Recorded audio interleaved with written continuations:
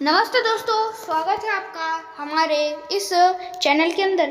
तो दोस्तों, हम इस वीडियो में जानने वाले हैं कि माता वैष्णो देवी की अमर कथा जानने वाले हैं हम इस वीडियो में। इसलिए दोस्तों, इस वीडियो को अंत तक अवश्य देखिए और उसके साथ ही में आप हमारे इस चैनल को लाइक, शेयर और सब्सक्राइब अवश्य कर दीजिएगा। वैष्णो देवी उत्तरी भारत के सबसे पूजनीय और पवित्र स्थलों में से एक है। यह मंदिर पहाड़ पर स्थित होने के कारण अपनी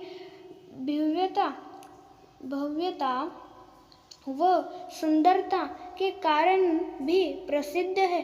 वैष्णो देवी भी ऐसी ही स्थानों में एक है जिसे माता का निवास स्थान माना जाता है।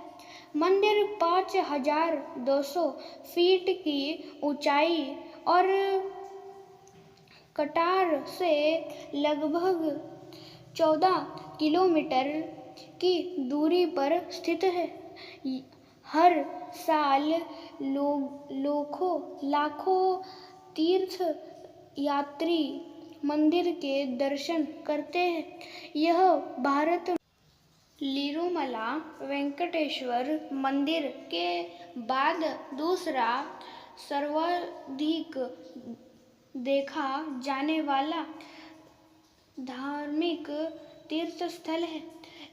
वैसे तो माता वैष्णो देवी के संबंध में कई पौराणिक कथाएं प्रचलित हैं, लेकिन मुख्य दो कथाएं अधिक प्रचलित हैं। मान्यता अनुसार एक बार पहाड़ों वाली माता ने अपने एक परम भक्त पंडित श्रीधर की भक्ति से प्रसन्न होकर उसकी लाज बचाई और पूरे सृष्टि को अपने अस्तित्व का प्रमाण दिया। वर्तमान कटरा कस्बे से 2 किलोमीटर की दूरी पर स्थित हसाली गांव में मां वैष्णवी के परम भक्त श्रीधर रहते थे। वह निसंतान होने से दुखी रहते थे। एक दिन उन्होंने नवरात्रि पूजन के लिए कुंवारी कन्याओं को बुलाया। मां वैष्णो कन्या वेश में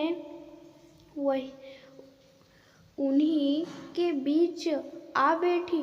पूजन के बाद सभी कन्याएं तो चली गई, पर मां वैष्णो देवी वही रही और श्रीधर से बोली, सबको अपने घर भंडारे का निमंत्रण दे आओ। श्रीधर ने उस दिव्य कन्या की बात मान ली और आसपास के गांवों में भंडारे का संदेश पहुंचा दिया। वहां से लौटकर आते समय गुरु गोरखनाथ व उनके शिष्य बाबा भैरवनाथ जी के साथ उन्हें उनके दूसरे शिष्यों को भी भोजन का निमंत्रण दिया। भोजन का निमंत्रण पाकर सभी गांववासी अचंभित थे कि यह कौन सी कन्या है जो इतने सारे लोगों को भोजन करवाना चाहती है। इसके बाद श्रीधर के घर में अनेक गांववासी आकर भोजन के लिए एकत्रित हुए। तब कन्या रूपी मां वैष्णो देवी ने एक विचित्र पात्र से सभी को भोजन परोसना शुरू किया।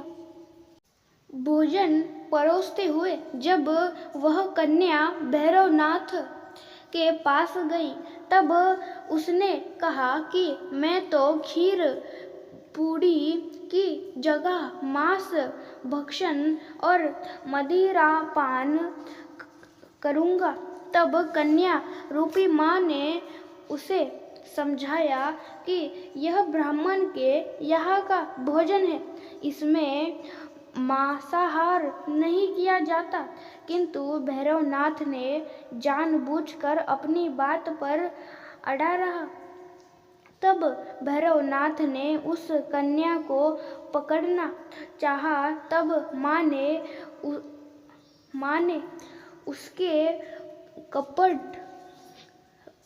उसके कपट को जान लिया। माँ ने वायु रूप में बदल कर त्रिकुट पवित की और पर्वत की ओर उड़ चली। भैरवनाथ भी उनके पीछे गया। माना जाता है कि माँ की रक्षा के लिए पवन पुत्र हनुमान भी थे। मान्यता के अनुसार जब व्यक्त भी हनुमान जी माता के रक्षा के लिए उनके साथ ही थे। हनुमान जी को प्यास लगने पर माता ने उनके आह्वान पर धनुष्य से पहाड़ पर बाण चलाकर एक जल धारा निकाला और उस जल में अपने केश धोए। आज यह पवित्र जलधारा बाणगंगा के नाम से भी जानी जाती है, जिसके पवित्र जल का पान करने या इससे स्नान करने से श्रद्धालुओं की सारी थकावट और तकलीफें दूर हो जाती है। इस दौरान माता ने एक गुफा में प्रवेश कर 9 माह तक तपस्या की। भैरवनाथ भी उनके पीछे वहां तक आ गया। तब एक साधु ने भैरवनाथ से कहा कि तू जिसे एक कन्या समझ रहा है वह आदि शक्ति जगदम्बा है, इसलिए उस महाशक्ति का पीछा छोड़ दे। भैरवनाथ साधु की बात नहीं मानी। तब माता गुफा की दूसरी ओर से मार्ग बनाकर बाहर निकल आई। यह गुफा आज भी अधर कुमारी या आदि कुमारी या गर्भजून के नाम से प्रसिद्ध है। अर्धकरवारी के पहले माता की चरण पादुका भी है। यह वह स्थान है जहाँ माता ने बाहर निकल कर कन्या ने देवी का रूप धारण किया। माता ने भैरवनाथ को चले जाए चेतना और वापस जाने को कहा, फिर भी वह नहीं माना। माता गुफा के भीतर चली गई। तब माता की रक्षा के लिए हनुमान ने गुफा के बाहर भैरव से युद्ध किया। भैरव ने फिर भी हार नहीं मानी। जब वीर हनुमान निढाल होने लगे तब माता वैष्णवी ने महाकाली का रूप लेकर भैरवनाथ का संहार कर दिया। भैरवनाथ का सिर कटकर भवन से 8 किलोमीटर दूर त्रिकुट पर्वत की भैरव घाटी में गिरा। उस स्थान को भैरवनाथ के मंदिर के नाम से जाना जाता है, जिस स्थान पर मां वैष्णो देवी ने हठी भैरवनाथ का वध किया। वह स्थान पवित्र गुफा अथवा भवन के नाम से प्रसिद्ध है। इसी स्थान पर मां काली दाएं, मां सरस्वती मध्य और मां लक्ष्मी बाएं पीढ़ी के रूप में गुफा में विराजित है। इन तीनों के सम्मिलित रूप को ही मां वैष्णो देवी का रूप कहा जाता है। इन तीन दिव्य पिंडियों के साथ कुछ श्रद्धालु भक्तों एवं जम्मू कश्मीर के भूतपूर्व नरेशों द्वारा स्थापित मूर्तियां एवं यंत्र इत्यादि है। कहा जाता है कि अपने वध के बाद भैरवनाथ को अपने भूल का पश्चाताप हुआ। उसने मां से क्षमा दान की भीख मांगी। माता वैष्णो देवी जानती थी कि उस पर हमला करने के पीछे भैरव की प्रमुख मोक्ष प्राप्त करने की थी। उन्होंने न केवल भैरव को पुनर्जन्म के चक्र से मुक्ति प्रदान की, बल्कि उसे वरदान देते हुए कहा कि मेरे दर्शन तब तक पूरे नहीं माने जाएंगे जब तक कोई भक्त मेरे बाद तुम्हारे दर्शन नहीं करेगा।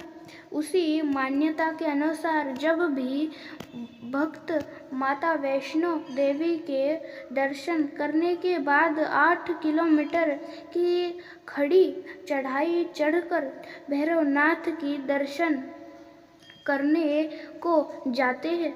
इस बीच वैष्णो देवी ने 3 पिंड स्थिर सहित एक चक्रांड का आकार ग्रहण किया और सदा के लिए सध्यात्म हो गई।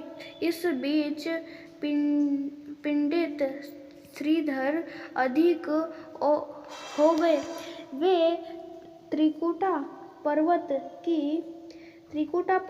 की और उसे सातवें आगे पढ़े जो उन्होंने सपने में देखा था। अंत वे गुफा के द्वार पर पहुंचे। उन्होंने कई विधियों से पिंडों की पूजा को अपने दिनचर्या बन लिए। देवी उनकी पूजा से प्रसन्न हुई। वे उसके सामने प्रकट हुई और उन्हें आशीर्वाद दिया। तब से श्रीधर और उनके वंशज देवी मां वैष्णो देवी की पूजा करते रहे हैं। हिंदू पौराणिक मान्यताओं में जगत में धर्म की हानि होने और अधर्म की शक्तियों के बढ़ने पर आदि शक्ति के साथ सत रज और तम तीन रूप महा सरस्वती, महालक्ष्मी और महादुर्गा ने अपने सामूहिक बल से धर्म की रक्षा के लिए एक कन्या प्रकट की। यह कन्या त्रेता युग में भारत के दक्षिण समुद्री तट रामेश्वर में कनिष्ठ रत्नाकर की पुत्री के रूप में अवतरित हुई। इस सालों में सात नहीं रत्नाकर के बच्ची को त्रिकुटा नाम दिया। परंतु भगवान विष्णु के आदर्श रूप में प्रकट होने के कारण वैष्णवी नाम से विख्यात हुई। लगभग 9 वर्ष की होने पर उस कन्या को जब यह मालूम हुआ और भगवान विष्णु ने भी इस भूलोक में भगवान श्री राम के रूप में अवतार लिया है, जब वह भगवान श्री राम को पिता मानकर उनको अपने लिए कठोर तप करने लगी। जब श्री राम सीता हरण के बाद सीता को खोज करते हुए रामेश्वर पहुँचे, तब समुद्र तट पर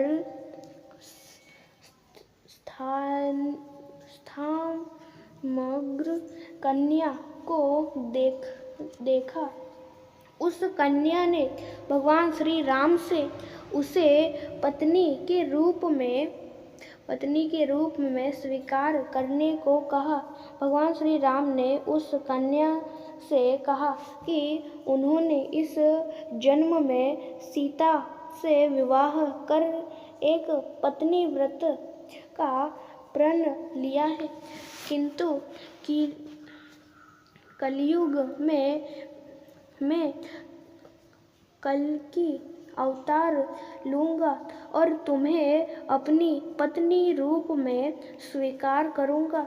उस समय तक तुम हिमालय स्थित त्रिकुट पर्वत की श्रेणी में जाकर तप करो और भक्तों के कष्ट और दुखों का नाश कर जगत कल्याण करती रहो। जब श्री राम ने रावण के विरुद्ध विजय प्राप्त किया, तब माँ ने नवरात्र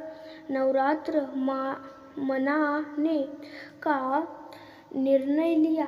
इसलिए उत्तर संदर्भ में लोग नवरात्र के 9 दिनों की अवधि में रामायण का पाठ करते हैं। श्री राम ने वचन दिया था कि समस्त संसार द्वारा माँ वैष्णो देवी की स्तुति गाई जाएगी।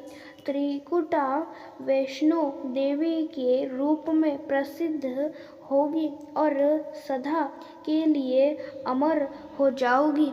और दोस्तों, इस प्रकार की थी आज की हमारी यह कथा, जिसमें हमने यह सारी चीज़ें जानी।